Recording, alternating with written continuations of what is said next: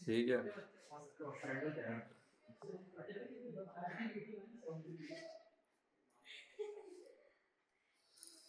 तो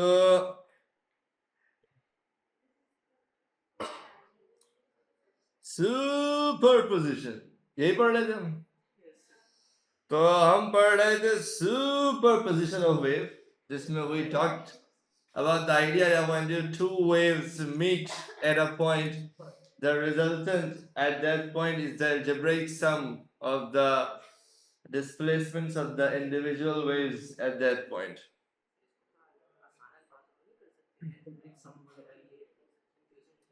क्या? नहीं, इतना भी मुश्किल नहीं है, सही है। अच्छा भाई,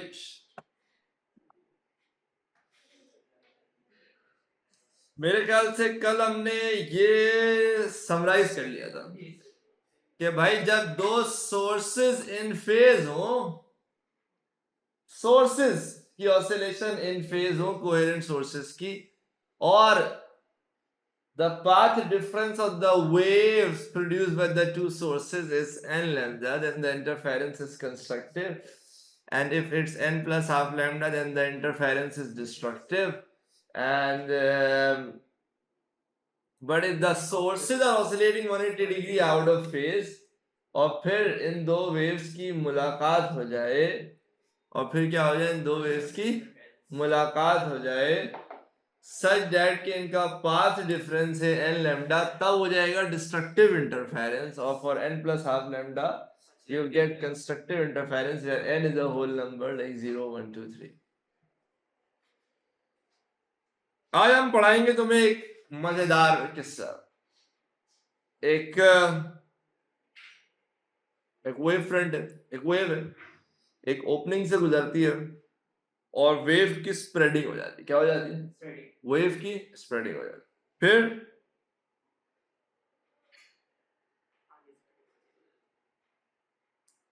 फिर सामने एक और बैरियर आता है, बट अब की बार यहां पर दो ओपनिंग्स है, दो स्लिट्स है, तो वेव यहां से भी स्प्रेड होगी और वेव यहां से भी स्प्रेड होगी, और फिर इन दोनों वेव्स की होगी मुलाकात, और फिर वही कहीं पे कंस्ट्रक्टिव तो कहीं पे destructive interference, as we discussed in the previous class. इसे कहते हैं इंटरफेरेंस थ्रू टू स्लिट्स। क्या कहते हैं? इंटरफेरेंस थ्रू टू स्लिट्स, के वही दो स्लिट्स के थ्रू इंटरफेरेंस। अब इसमें ऐसा करने से फायदा क्या होता है? पहले एक तरीका तो मैंने पिछले क्लास में डिस्कस किया ना, दो सोर्सेस थे और दोनों वेव्स प्रोड्यूस कर रहे थे। दो अलग अलग सोर्सेस के लिए बहुत मुश्किल होता है कि वो बिल्कुल same frequency, same wavelength, same speed के साथ वेव प्रोड्यूस करें, मतलब बिल्कुल कोहेरेंट वेव्स प्रोड्यूस कर सकें, ये बहुत मुश्किल होता है। तो हम क्या करते हैं? हम कहते हैं सोर्स तो एक ही है, एक ही सोर्स से स्प्रेड होने वाली वेव को आगे दो स्लिट से स्प्रेड करा दो, तो इनके अच्छे भी कोहेरेंट होंगे। कैसे? निकम्बगत सोर्स ही एक है, तो कोई कैसे बोल सकता है कि ये वेव अलग है या ये वेव अलग है? दोनों एक जैसी वेव्स हैं। तो जब कोहेरेंसी आ जाए, यानी दोनों की स्पीड सेम है, फ्रीक्वेंसी सेम है, वैसे कोहेरेंसी का मतलब तो ये कि कांस्टेंट फेज डिफरेंस, बट ये उसी वक्त पॉसिबल है ना जब दोनों sources same wavelength, same frequency के साथ वेव प्रोड्यूस करें। तो आपके लिए इंटरफेरेंस पैटर्न ऑब्जर्व करना बहुत आसान हो जाता है। अब मजे की बात यह है प्यारे बच्चों कि ये एक्सपेरिमेंट, ये आइडिया डेवलप किया था यंग नामी एक साइंटिस्ट ने, जो उम्र में बहुत बड़ा था लेकिन नाम उसका यंग था। सही है। और what he did was he conducted this experiment for light. उसने एक monochromatic source of light use किया। मोनोक्रोमेटिक मतलब सिंगल वेवलेंथ, मतलब एक सिंगल कलर की लाइट, व्हाइट लाइट नहीं, like let's say yellow light या कोई एक पर्टिकुलर लाइट यूज किया उसने। और फिर उस मोनोक्रोमेटिक लाइट को पहले एक स्लिट से स्प्रेड कराया और फिर आगे दो स्लिट से, जिन्हें डबल स्लिट कहा जाता है, वहां से स्प्रेड कराया। दोनों स्लिट से वेव स्प्रेड हुई और फिर उन दोनों स्प्रेड होने वाली वेव्स की आपस में मुलाकात हुई। और उसके बाद जो हमें ऑब्जर्व हुआ वो कुछ हैरानकुन था. What we observed on screen was series of bright, dark, bright, dark, bright, dark fringes. हमें सामने स्क्रीन पे bright dark bright dark bright dark fringes के रिपीटेड पैटर्न्स नजर आए. और क्यों नजर आए? क्योंकि सर जब लाइट में कंस्ट्रक्टिव इंटरफेरेंस होगा तो यू विल सी ब्राइटनेस, और जब लाइट में डिस्ट्रक्टिव इंटरफेरेंस होगा तो यू विल सी डार्कनेस. तो आपको सीरीज ऑफ ब्राइटनेस डार्कनेस यानी constructive interference destructive interference constructive interference destructive interference के पैटर्न नजर आए जब आप सामने स्क्रीन पर देखते हैं इन दो वेव्स को मुलाकात करते हुए. तो सर ये ब्राइट डार्क फ्रिंजेस कैसे बने, इसकी इन डेप्थ एक्सप्लेनेशन क्या है, आइए जरा आपको दिखा. देखिए ये रहा दो स्लिट, दो ओपनिंग्स है, और ये इन दोनों के सेंटर के बीच से बिल्कुल एक लाइन है. ये ब्लू लाइन जा रही है, देख रहे हो, ये रहा. ये जो बिल्कुल सेंटर है ना, यहां पे मिलता है ब्राइट फ्रिंज. हमेशा दोनों स्लिट के बिल्कुल बीच वाला जो पॉइंट होता है वहां पर हमेशा ब्राइट फ्रिंज मिलता है. मतलब हमेशा होगा कंस्ट्रक्टिव इंटरफेरेंस. कौन सा इंटरफेरेंस? कंस्ट्रक्टिव. कंस्ट्रक्टिव इंटरफेरेंस क्यों होगा? इसलिए होगा कि सर देखिए यहां से आने वाली रे ऑफ लाइट ने जो डिस्टेंस ट्रेवल किया है, यहां से आने वाली रे ऑफ लाइट ने भी बोलो नो वही डिस्टेंस ट्रेवल किया, वही डिस्टेंस ट्रेवल किया ना भाई. तो अगर दोनों वेव ने सेम डिस्टेंस ट्रेवल किया है तो उनका पाथ डिफरेंस क्या हो जाएगा? जीरो हो जाएगा. और जब पाथ डिफरेंस हो zero, 1 lambda 2 lambda 3 lambda 4 lambda, तो इंटरफेरेंस कौन सा होता है? Constructive interference. और कंस्ट्रक्टिव इंटरफेरेंस अगर लाइट में हो जाए तो तुम्हें नजर आएगा उजाला, तुम्हें नजर आएगी रोशनी, तुम्हें नजर आएगा एक ब्राइट फ्रिंज. ऐसा ही है. आयान मेरा वेट कर रहे हो बेटा?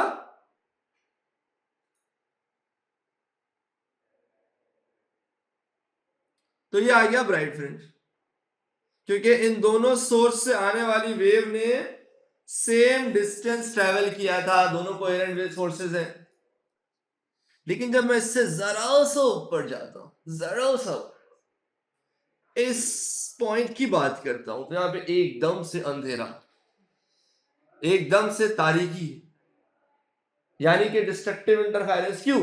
क्योंकि सर देखिए ये जो सोर्स ए से आने वाली वेव है इसने बी के मुकाबले में कम डिस्टेंस ट्रैवल किया, या बी से आने वाली वेव ने ए के मुकाबले में ज्यादा डिस्टेंस ट्रैवल किया. यहां पर इनका जो पाथ डिफरेंस है वो है 0.5 लैम्डा. पहले पाथ डिफरेंस 0 था, जरा सा ऊपर जाएंगे कितना हो जाएगा? 0.5 lambda. And for a path difference of 0.5 lambda the interference is destructive. इसलिए आपको नजर आएगा अंधेरा, तारीकी, डार्कनेस. फिर अगर आप उससे जरा सा और ऊपर जाएंगे, बस जरा सा और, तो फिर आपको दोबारा रोशनी, फिर ब्राइटनेस मिलेगी. क्यों? क्योंकि सर ए से आने वाली वेव ने अब और डिस्टेंस कम ट्रैवल किया है as compared to the wave coming from B. अब की बार path difference of the two waves is going to be how much? 1 lambda. और जब पाथ डिफरेंस 1 लैम्डा हो तो इंटरफेरेंस क्या होता है? Constructive interference. अब आपको क्या नजर आएगी? ब्राइटनेस, उजाला, रोशनी, चमक दमक. फिर उसके ऊपर 1.5 लैम्डा का पार्ट डिफरेंस, फिर डार्क फ्रिंज, फिर 2 लैम्डा का पार्ट डिफरेंस, फिर ब्राइट फ्रिंज. और ये रिपीटेड पैटर्न चलते रहेंगे, चलते रहेंगे. ब्राइट डार्क फ्रिंजेस के पैटर्न चलते रहेंगे, चलते रहेंगे.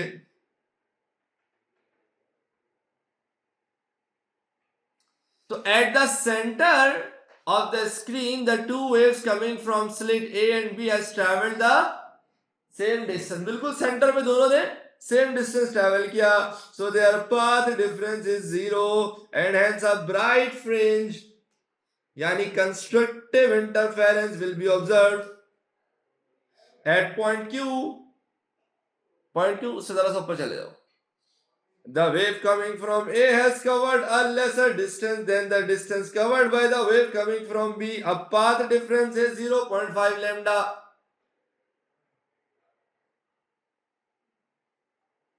फिर at point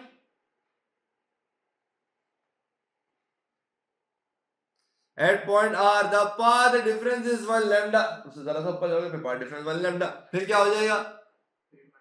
फिर constructive interference, bright fringe and so on. समझ लो. क्या आप तमाम ख़वातीनो हज़रात को यहां तक मेरी बात समझ में आती है?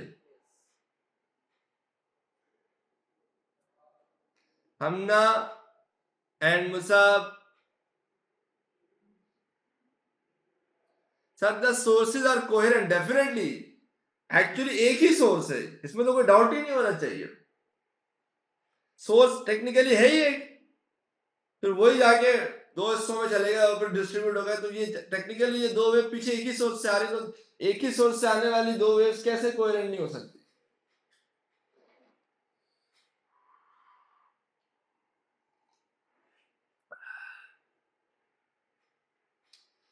बोलो ना. May I please get confirmation from everyone listening to me from the online community? Are you all clear till now?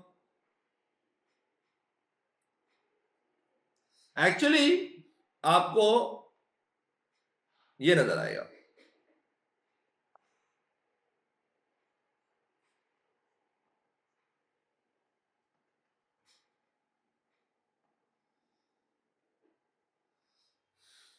हम ना अ लिटिल मतलब कोई सवाल है तो पूछें, या चलो पहले मैं इसको कंप्लीट कर दूं फिर आगे क्वेश्चन लेता हूँ. ठीक है, जैसे भी सवाल है पूछो जरूर, ताकि automatically it will help me understand कि तुम्हारा कंफ्यूजिंग पॉइंट कौन सा है. इन रियलिटी ये फ्रिंज आपको ऐसे दिखते हैं, ये नजर आ रहे हैं आप. सेंटर पे बिल्कुल ब्राइट, फिर डार्क, फिर ब्राइट, फिर डार्क, फिर ब्राइट, फिर डार्क, फिर ब्राइट, फिर डार्क एंड सो ऑन. तो पहले एक मोनोक्रोमेटिक सोर्स ऑफ लाइट है, वो स्लिट पर आएगी, यहां से वेव स्प्रेड होगा, फिर वेव यहां से स्प्रेड होगा और यहां से भी स्प्रेड होगा, और फिर इनकी मुलाकात होगी, और सामने स्क्रीन पे जो पैटर्न है वो कुछ इस तरह का नजर आएगा. समझ लो आप.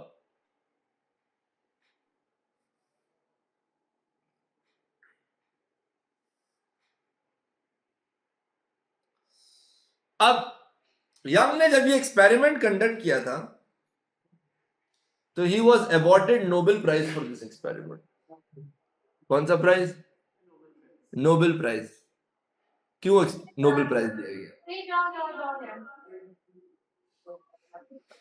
नोबेल प्राइज इसलिए दिया गया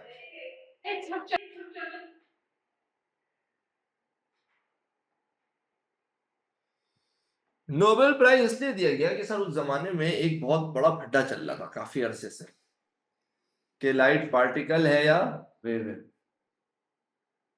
और हर बंदा अपने अपने एक्सपेरिमेंट करता था जिससे वो प्रूफ करने की कोशिश करता था कि लाइट इज अ पार्टिकल और लाइट इज अ वेव. याद रखिएगा, इंटरफेरेंस और डायफ्रैक्शन प्योर वेव प्रॉपर्टीज है. पार्टिकल्स में डायफ्रैक्शन नहीं होती. ये नहीं कि सरपाशा दरवाजे से गुजरा और ऐसे फैल गए, क्यों भाई सरपाशा डायफ्रैक्ट हो गए, नहीं. डायफ्रैक्शन किस में होगी भाई? वेव में होती है. इंटरफेरेंस वेव में होती है, पार्टिकल्स में नहीं होती. क्या नाम है तुम्हारा? जोशवा भाई. अब जोशवा भाई जा रहे हैं ना, सरपाशा जोशवा टकरा गायब हो गए, क्या हो गया? डिस्ट्रक्टिव इंटरफेरेंस हो गया. पार्टिकल्स में डिस्ट्रक्टिव इंटरफेरेंस नहीं होता है ना. तुम्हारा क्या नाम है? सरपाशा रायम टकरा गया, बड़ा आदमी बन गया, क्या हो भाई? कंस्ट्रक्टिव इंटरफेरेंस नहीं होता ना भाई इस तरह से. ये प्योर वेव प्रॉपर्टी है. तो जब यंग ने एक प्रॉपर एक्सपेरिमेंट करके दिखा दिया कि भाई ये देखो, bright fringe, dark fringe, bright fringe, dark fringe, अपनी आंखों से देख लो, डायफ्रैक्शन भी हो रही है, वेव स्प्रेड भी हो रही है, और फिर उनका इंटरफेरेंस भी हो रहा है. तो ये इस बात का खुला सबूत था कि light is a wave. Light क्या है? जिस पर इसको क्या मिला, नोबेल प्राइज मिला। वो अलग बात है, A2 में पढ़ेंगे। फिर एल्बर्ट आइंस्टाइन आया था, वो अलग कहानी लेकर आया था। नोबेल पता है ना किसको बोलते थे? एक साइंटिस्ट था जिसका नाम था नोबेल। उसके घर के बाहर बेल नहीं लगी हुई थी, इसलिए उसको नोबेल बोलते थे। हाँ हाँ, खटखटाते थे ना बाहर से खड़े होके सब। तो बट इसको नोबेल प्राइज सिर्फ इसलिए नहीं मिला कि उसने ये एक्सपेरिमेंट करके दिखाया। वैसे इटसेल्फ एक बड़ी बात थी एक्सपेरिमेंट कंडक्ट करना उस जमाने में। But in addition to that he came up with an equation. उसने बोला भाई जब आप ये एक्सपेरिमेंट कंडक्ट करें तो आप इस एक्सपेरिमेंट के through wavelength of the wave निकाल सकते हैं। वो जो कोहेरेंट सोर्स आप लेकर आ रहे हो ना, जिससे आप इंटरफेरेंस करा रहे हो, ब्राइट डार्क फ्रिंजेस बना रहे हो, आप उस जो भी येलो लाइट जैसे अगर यहाँ पे यूज हुई उसकी आप वेवलेंथ निकाल सकते हो। और वो कैसे डिटरमिन करोगे? लैम्डा इक्वल ए एक्स ओवर कैपिटल डी से। किस फॉर्मूले से करोगे बेटा? लैम्डा इक्वल ए एक्स ओवर कैपिटल डी। अब सर यहाँ लैम्डा का मतलब तो वेवलेंथ है, ए का मतलब क्या, एक्स का मतलब क्या, और कैपिटल डी मतलब क्या? तो याद रखिएगा एक्स इज फ्रिंज स्पेसिंग। वो जो ब्राइट डार्क फ्रिंजेस आप क्या के बन रहे हैं ना, दो कंसेक्यूटिव ब्राइट फ्रिंजेस के सेंटर्स का डिस्टेंस इज एक्स, या दो कंसेक्यूटिव डार्क फ्रिंजेस के सेंटर का डिस्टेंस इज एक्स। नजर आ रहा है? कोई भी दो कंसेक्यूटिव ब्राइट फ्रिंज पकड़ लो, उनके बीच का डिस्टेंस। आमतौर पर तरीका ये होता है कि हम 10 ब्राइट फ्रिंज निकाल लेते हैं और के डिस्टेंस निकाल लेते हैं और फिर उसको 10 से डिवाइड कर देते हैं, क्योंकि इक्वली स्पेस्ड होते हैं ये। Bright dark fringes are equally spaced. फिर ये आपको दो स्लिट नजर आ रहे हैं, इन दो स्लिट्स के बीच का जो डिस्टेंस है ये कहलाता है स्लिट सेपरेशन। इसे कहते हैं ए। क्या कहते हैं? ए। और ये जो स्लिट है और जो सामने स्क्रीन है जिस पर आप ये ऑब्जर्व कर रहे हो, स्लिट से स्क्रीन तक का डिस्टेंस क्या कहलाता है? Capital D. तो अगर आपको ये पता है कि आपकी दो स्लिट्स के बीच का डिस्टेंस कितना है, इफ यू नो कि स्लिट से स्क्रीन का डिस्टेंस कितना है, एंड इफ यू नो कि वो जो ब्राइट डार्क फ्रिंजेस बन रहा है उन फ्रिंजेस के बीच का सेपरेशन कितना है, तो आप इस फॉर्मूले में पुट कर दें लैम्डा इक्वल ए एक्स ओवर कैपिटल डी। तो you will get what? You will get the wavelength of the incident light, जिसका आप इतने मजे से अब तक कंस्ट्रक्टिव डिस्ट्रक्टिव इंटरफेरेंस करा रहे थे, ब्राइट डार्क फ्रिंजेस ऑब्जर्व कर रहे थे।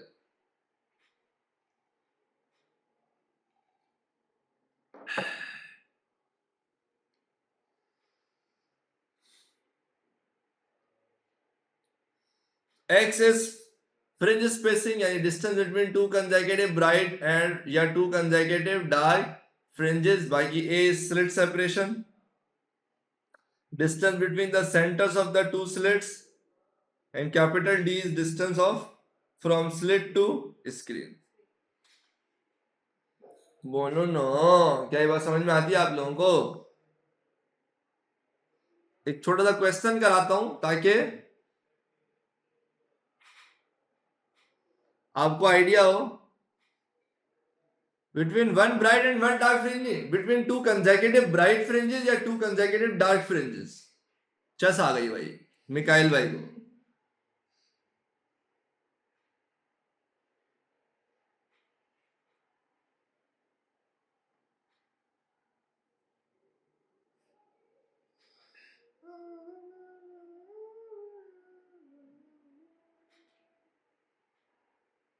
देखिए क्या लिखते हैं, कहते हैं interference fringes may be observed using a light emitting laser to illuminate a double slit, the double slit XX2 source of weight। ठीक है भाई, इन्होंने डायरेक्ट लेजर ही मार दिया तो वो होती कोहेरेंट वेव ही होती है, और दोनों स्लिट बिल्कुल सामने है, दोनों से वेव जा रही है, and the two slit serve as two sources of light. अब सामने आपको इंटरफेरेंस पैटर्न नजर आ जाएंगे, फ्रिंजेस ब्राइट डार्क फ्रिंजेस। कहता पहले तो एक बात बताओ, इसमें डायफ्रैक्शन का क्या रोल है? भाई डायफ्रैक्शन का बहुत बड़ा रोल है। इन दोनों स्लिट से वेव स्प्रेड होगी तो फिर उनकी आपस में मुलाकात होगी ना। जो दो स्लिट्स है उन दोनों से वेव का स्प्रेड होना जरूरी है। वो स्प्रेड होगी तो फिर हर पॉइंट में उनकी मुलाकात होगी और फिर आपको bright dark bright dark bright dark constructive destructive interference के पैटर्न नजर आएंगे।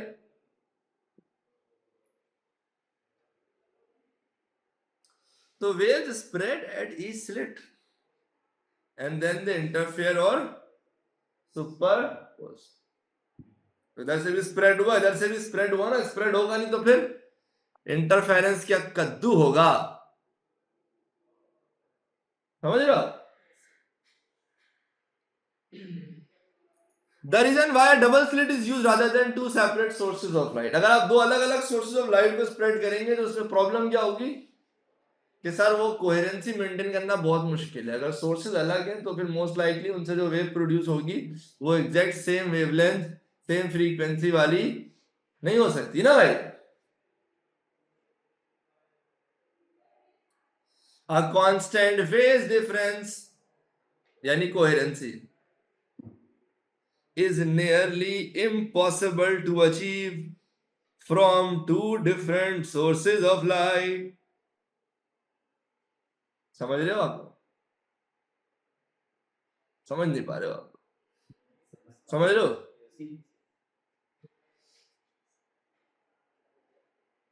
अब ये देखो A laser of light of single wavelength is used to illuminate slit S1 and S2। ये दो स्लिट नजर आ रहे हैं आपको S1 S2। इनके बीच का डिस्टेंस दिया हुआ है आपको। स्लिट से स्क्रीन तक का डिस्टेंस दिया हुआ है आपको। सामने जो फ्रिंजेस बनेंगे वो अलग से बना दिया उन्होंने नीचे। वो बनेंगे एक्चुअली यहां पर bright dark bright dark bright dark fringes. और इन्होंने 16 फ्रिंजेस का डिस्टेंस दिया हुआ है एज 36 मिलीमीटर। मेरी सादगी दे क्या चाहता हूं calculate the wavelength of the light emitted by the laser. ऐसा ही है।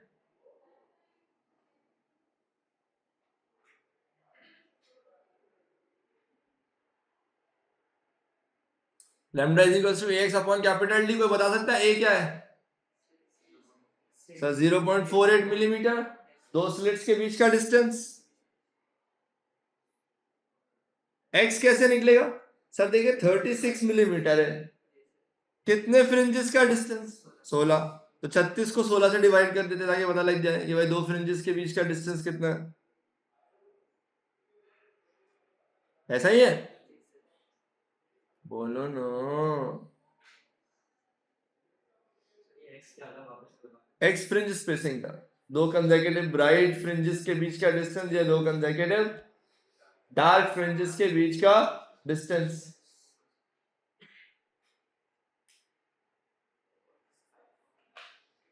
A is 0.48 millimeters, X is 2.25 exponent minus 3 and D is 2.4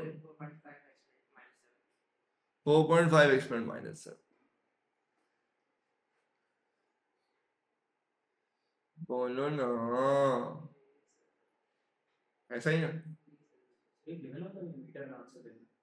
ऐसा ही यूनिट वैसे आप तो बोलते थे वो यूनिट। प्यारे बच्चों हमने आपको समझ आ रहा है सर कंसेक्यूटिव कैसे होगा because there is one bright and one dark fringe forming ना। देखो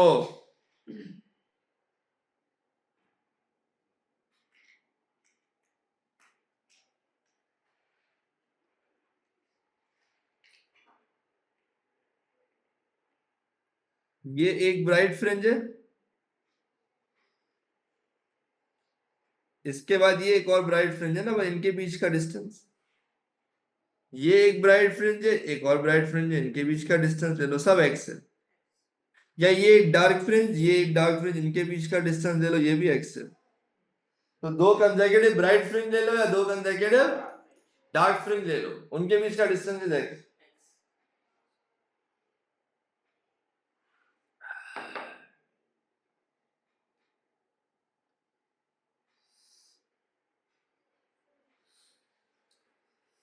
पाथ डिफरेंस अगर 0.5 यानी या 1 लैम्डा होगा तो यानी उस यानी फॉर एग्जांपल एन लैम्डा या एन प्लस हाफ लैम्डा की फॉर्म में होगा, तो आप कंस्ट्रक्टिव या डिस्ट्रक्टिव इंटरफेरेंस को प्रेडिक्ट कर सकते हैं। इसलिए हम 0.5 का फैक्टर लेके चल रहे होते हैं। समझ लो। दूसरी बात, सदफ खलील, वकार नाम है ना इसका एक्चुअली, वकार भाई।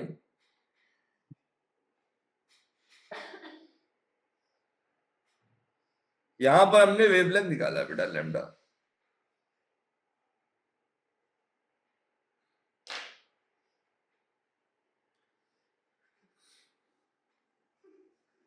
सर क्वेश्चन में डबल स्लिट यूज है सिर्फ, और आपने सिंगल और डबल स्लिट दोनों यूज किए, इससे कोई फर्क तो नहीं पड़ता? नहीं देखो, जो सिंगल स्लिट है वो तो पीछे सोर्स से पहले इस्तेमाल करते हैं ना। जो इंटरफेरेंस हो रहा है वो तो डबल स्लिट के थ्रू ही हो रहा है ना, टू स्लिट्स के ही थ्रू हो रहा है, तो नॉट अ प्रॉब्लम। हमेशा जीरो से स्टार्ट करेंगे आप, सेंटर पे हमेशा पार्ट डिफरेंस जीरो होगा।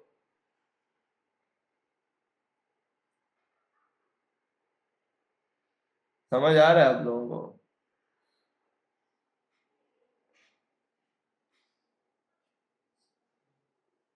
अच्छा, अब इससे पहले कि इसका असल पार्ट नंबर 4 डिस्कस करें, जो पूरी क्लास ले लेगा अभी, जो पूरा 20 मिनट बच गया है ना, वो पूरा ये एक पार्ट समझाने में निकल जाएगा, बट वर्थ द इन्वेस्टमेंट।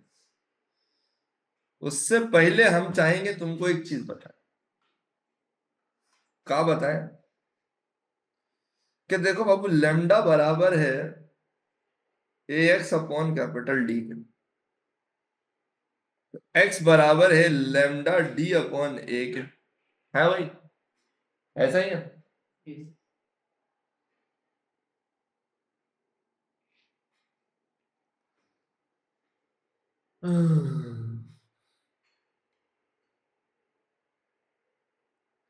अब अगर मैं फ्रिंज स्पेसिंग चेंज करना चाहता हूं, तो या तो मैं इंसिडेंट रेज का वेवलेंथ बढ़ा दूं, अगर मैं लेमडा एक्स बढ़ाना चाहता हूं, या मैं स्लिट टू स्क्रीन का डिस्टेंस बढ़ा दूं, या तो मैं दो स्लिट्स के बीच का डिस्टेंस कम कर दूं।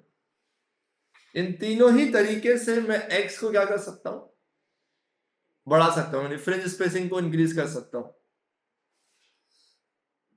तो देर आर थ्री वेज। या तो मैं वेवलेंथ बढ़ाऊंगा, उससे एक्स बढ़ जाएगा, या तो मैं डी बढ़ाऊंगा, उससे भी एक्स बढ़ जाएगा, या तो मैं एक कम करूं और उससे भी एक्स बढ़ जाएगा, ऐसे ही।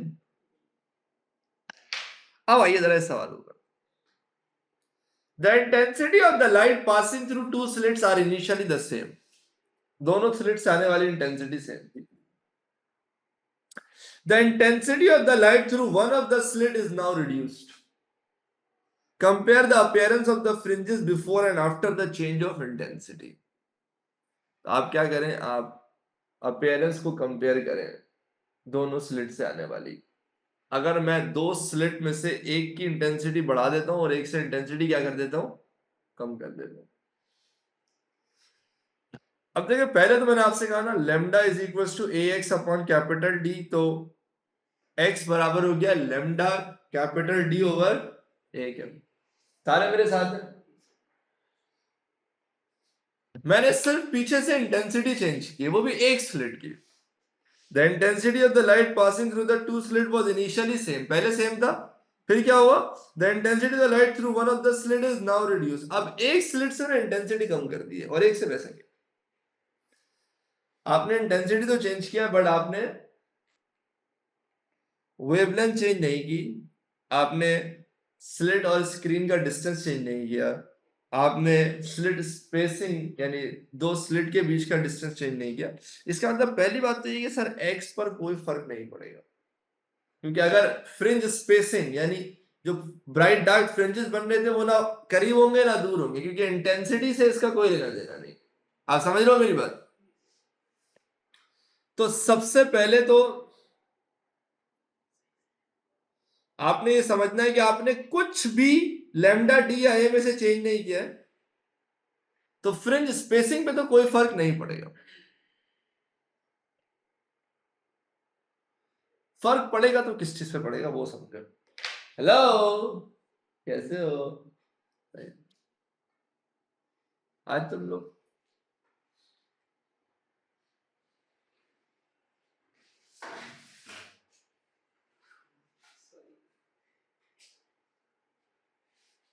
फुल मॉल बना के हम बैठे हैं। आज सोएंगे यार।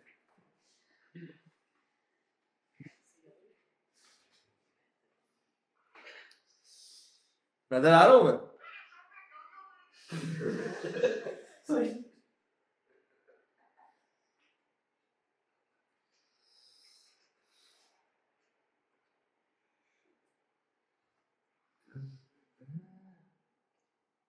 पार्ट डिफरेंस नेगेटिव हो सकता है, लेकिन हम मैग्नीट्यूड ही देखते हैं।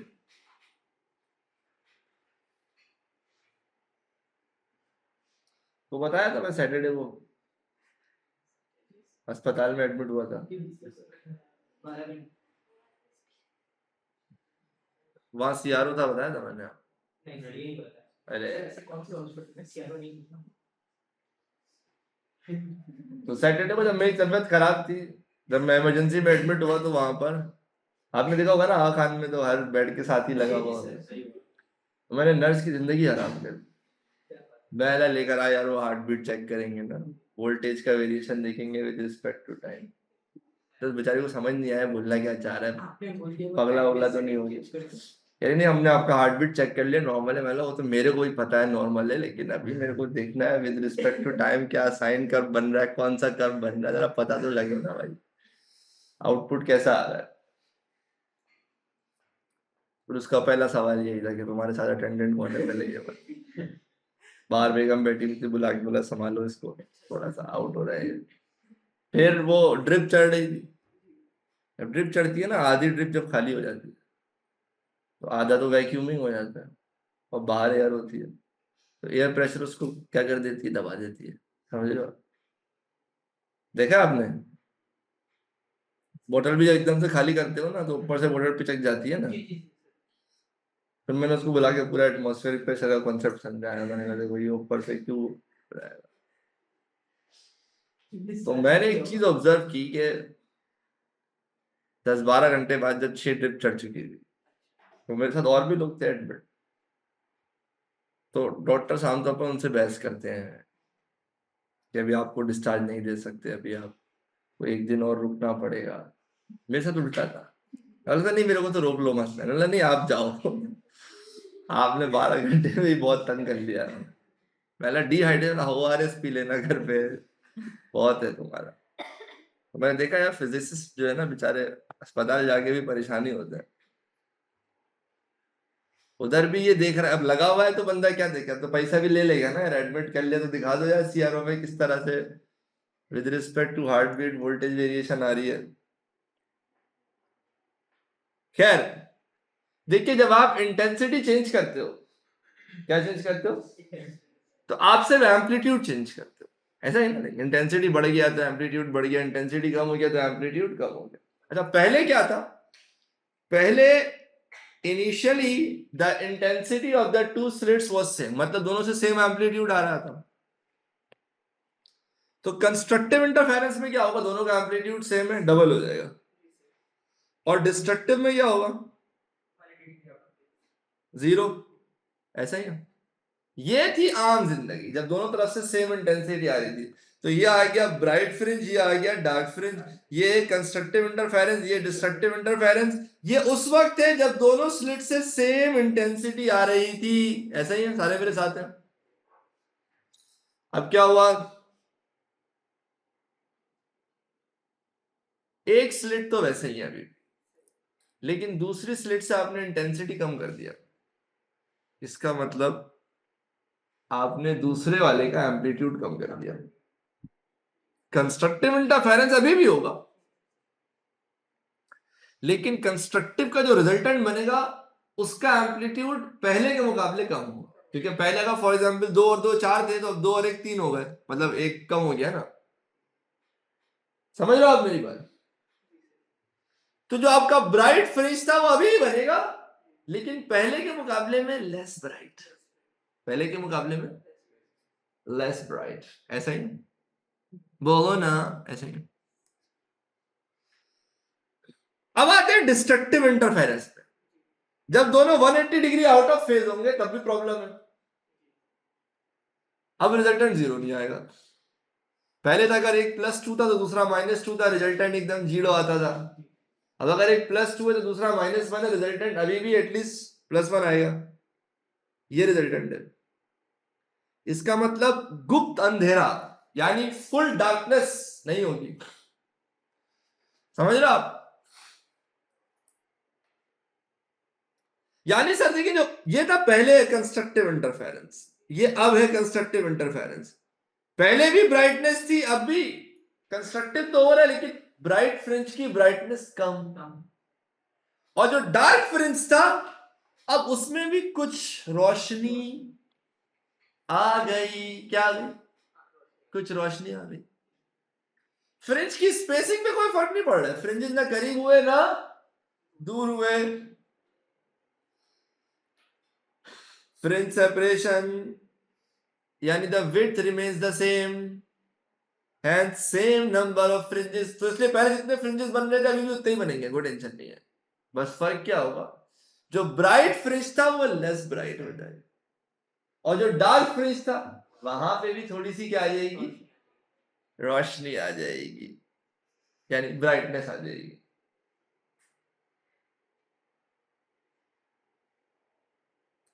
Bright fringe will be less brighter. Region of dark fringes will now have some brightness. समझ रहे? इसका एक और आंसर भी पॉसिबल है, वो है कंट्रास्ट बिटवीन फ्रिंजेस डिक्रीजेस। क्या मतलब? मतलब ये थोड़ी सी रेसिस्ट एग्जांपल देना। कंट्रास्ट बिटवीन फ्रिंजेस डिक्रीजेस, वो ये कि सरपाशा को तो आपने देखा ही होगा। सही है, सही है। ये हमारा 2015 का इंजीनियरिंग के वजह सारे आज कोई डाटा साइंटिस्ट बना हुआ है, इन सबकी पर्सनालिटी देखो। ये हम सारे, ये देखो, ये आपके सरपाशा थे 2015 में यूनिवर्सिटी में हमारे यहाँ रैली निकलती थी 14 अगस्त को ना, बड़े से झंडे में। उस वक्त हम इतने जोश में हुआ करते थे यार, एकदम हरा लाल नीला बन के बाहर निकलेंगे। सही है। हाँ, नहीं नहीं, मैं बता दूंगा किसका असर है। सही। अब हुआ क्या, अभी आप देख रहे हो ना, व्हाइट पे ब्लैक फुल कंट्रास्ट मार रहा है। समझ रहे हो? सही है ना? अब शर्म आ रही है तुम लोग को?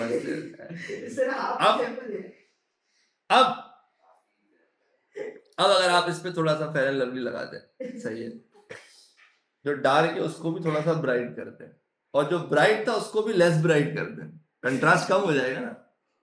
ये मैं नहीं, ये रेसिस्ट आंसर मार्किंग स्कीम में लिखा हुआ है कि contrast between the fringes will क्या हो जाए, डिक्रीज ना। क्योंकि देखो पहले एक डार्क था एक ब्राइट था, अब ब्राइट की ब्राइटनेस कम, और जो डार्क था वो भी थोड़ा सा ब्राइट हो गया, तो अब जो कंट्रास्ट आएगा ना वो कम हो गया ना यार।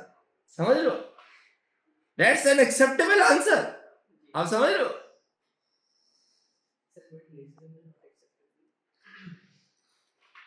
What does contrast mean? चलो भाई, हमने ना कोई सवाल है, माइक खोलते हैं जी आपका, 1 मिनट। नीला जी, भैया बोले। सर मुझे एक चीज़ नहीं समझ आ रही, जब हमने पहले वेव्स की डायग्राम्स पढ़ी थी तो उसके अंदर डिस्प्लेसमेंट और डिस्टेंस था, और डिस्प्लेसमेंट पॉजिटिव और नेगेटिव कल वो उसकी डायरेक्शन बता रहा था। बट ये लाइट की वेव है, तो इसके अंदर जो वाई एक्सिस है उसके अंदर क्या ब्राइटनेस और ब्राइटनेस नेगेटिव में कैसे जा रही है? भाई आज से इतना समझ लो, एम्पलीट्यूड ब्राइटनेस बता रहा है, खत्म। लाइट के केस में जो एम्पलीट्यूड है ना वो ब्राइटनेस बता रहा है। ज्यादा एम्पलीट्यूड का मतलब ज्यादा ब्राइट, कम एम्पलीट्यूड का मतलब कम ब्राइट। और बट बोलो। सर फिर उसके बाद जो बेस लाइन है फिर वो वहां पे व्हाट डज दैट शो कि वो कंप्लीट डार्कनेस है? हाँ, अगर ये बिल्कुल जीरो आ रहा है इसका मतलब तो अगर वो नेगेटिव में है तो फिर एक चीज अगर कंप्लीट डार्कनेस में है तो उसमें और मजीद कैसे हो सकता है? हाँ, तो क्या मतलब, हाँ तो डार्क फ्रिंज और डार्क नहीं हो सकता। हाँ तो ये भी पांच अगर पेपर में सवाल आया, तुम लोग हंस रहे हो। पांच पेपर में ये सवाल आया हुआ है। उन्होंने पता है क्या पूछा, एक बार उन्होंने पूछा दोनों स्लिट से ना हमने इंटेंसिटी बढ़ा दी। अब जब दोनों तरफ से आपने इंटेंसिटी बढ़ा दी है तो ब्राइट फ्रिंज और ब्राइट हो जाएगा और डार्क फ्रिंज नहीं, वो वैसे ही रहेगा। डार्क और डार्क नहीं हो सकता। मार्किंग स्कीम में लिखा हुआ है do not accept dark fringe gets darker because dark fringe stays the same. जो ब्राइट है वो और देखो, फॉर एग्जांपल दोनों स्लिट का एम्पलीट्यूड था 2, तो कंस्ट्रक्टिव में +2 + 2 4 हो गया, सही है। और +2 - 2 डिस्ट्रक्टिव में 0 हो गया। अब दोनों तरफ से लेट से 3 आ गया एम्पलीट्यूड, इंटेंसिटी बढ़ गई। तो अब कंस्ट्रक्टिव में तो 3 और 3 कितने हो जाएंगे, 6। लेकिन डिस्ट्रक्टिव में +3 - 3 अभी भी 0 ही होंगे ना। नहीं समझ आ रही है मेरी बात? तो ब्राइट तो और ब्राइट हो जाएगा, डार्क और डार्क, काला और काला नहीं हो सकता। आप समझ रहे हो? जो डार्क है ना वो जो जो डार्क है वो और डार्क नहीं हो सकता ना, समझ लो। अबे मैं नहीं पढ़ा रहा यार, तुम लोग को मैं फिर से कॉन्सेप्ट पढ़ा रहा हूँ, तुम लोग पता नहीं कहाँ जा रहे हो।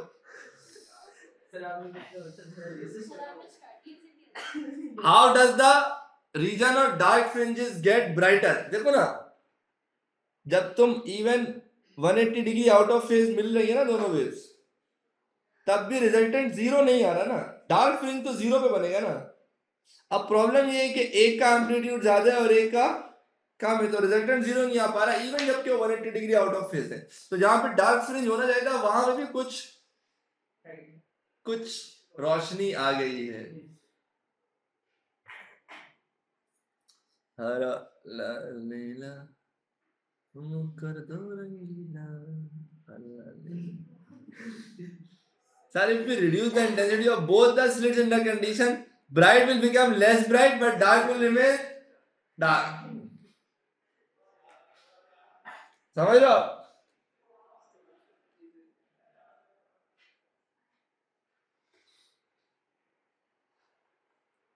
बोलो ना।